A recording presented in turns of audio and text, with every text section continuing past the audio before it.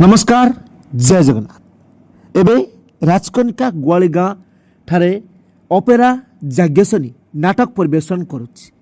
काली अर्थात 4 एप्रिल शनिवार दिन संध्या समय जो कालबैशाखी होता से समय वज्रपात द्वारा अभिनेता अमरजीत गुरुतर होइछन्ति।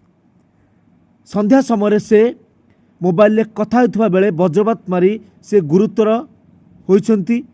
साथी कलाकार नहीं तांकु चांदबाली स्वास्थ्य केन्द्र रे भर्ती करछन्ति।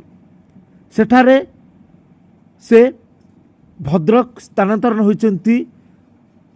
तेबे कौन होइछि से निजे कौन कहउछन्ति आसंतु सुनिबा। हजार हजार लोग छिड़ा ही जाती एतिकिरे एते अहंकार। अरे हमको लोक माने केवल हाथ जोड़ती किंतु से पुजारी को लोक माने पादर छुई भक्ति प्रणाम करते। ओ ए अंचल रे मिले एबेले जयंत जगते अरे राजगादी रे बसिबा जा पुले एबेले रे चेयर सेया अरे रास्ता चली गले लोक माने मते पूजा करती केवल 5 वर्ष पाए तापर लोक माने तम मुह को भी चाहिए किंतु भगवान थिला पर्यंत से पुजारी को लोक माने भक्ति रे पूजा करते।